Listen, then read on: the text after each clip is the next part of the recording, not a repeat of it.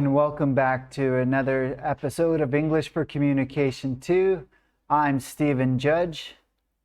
Today we're going to continue Unit 8, Interactive World, with our second lesson, grammar lesson on passive voice. So let's first look at the difference between active voice versus passive voice. In active voice, a regular sentence, the subject does the action. So you have your subject, your verb, and the object. So the subject does the action, the object receives it. Example, I answered the call, she sent the email to him, and people send billions of text messages a day.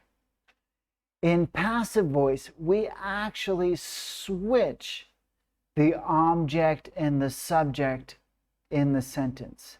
The receiver, the action, actually goes at the beginning, and the doer of the action goes at the end of the sentence after the verb.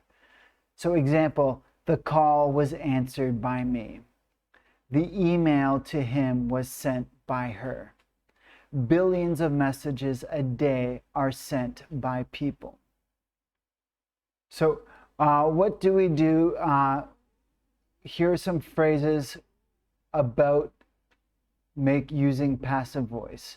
Which ones are true? The four of them are true. Can you read through and discover which ones are true? Four true are: when we don't know who the subject is when we use passive voice. When the subject is not important, when the subject is already clear, or when we want to put emphasis on the action more than the person who did it. Example of this is, a note was left on my desk. We don't know who left the note. Don't worry, the email was sent. It's not important who sent the email, it's just important that the email was sent.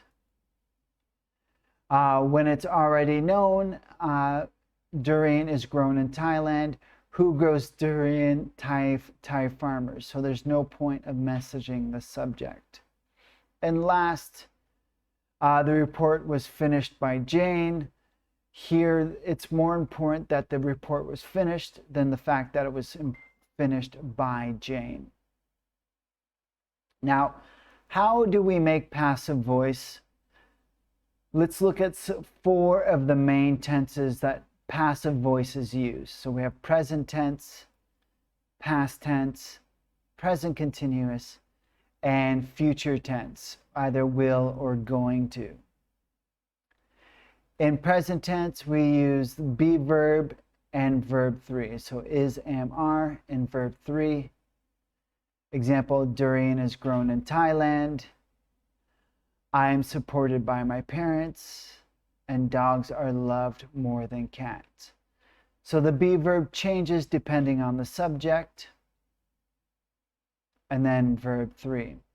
In past tense, we use was and were in verb 3. I was sent a text message. They were sent an email. He was given a lot of money. So was and were is used depending on the subject. With present continuous, we have be plus being and then verb 3. The bill is being paid. I am being given money. And they are being helped. So we have be verb, being, and verb 3. And finally, we have with future tense, which use both. So it's either will or going to, followed by be, followed by verb 3. So I'm going to be told later. They will be taken to jail. He will be given a lot of money. So let's put it in practice. What could you say about these photos? So here we have a picture. How would you describe this? She has been arrested. How would you describe this photo? He has been bitten. What would you say about this one? It will be hit. So let's look at these different active voice sentences. How can you make them and change them into passive voice? He called her already becomes she was called by him already. It was made poorly, and then by us is optional. Yoga is taught by them. In America, cars are driven on the right side.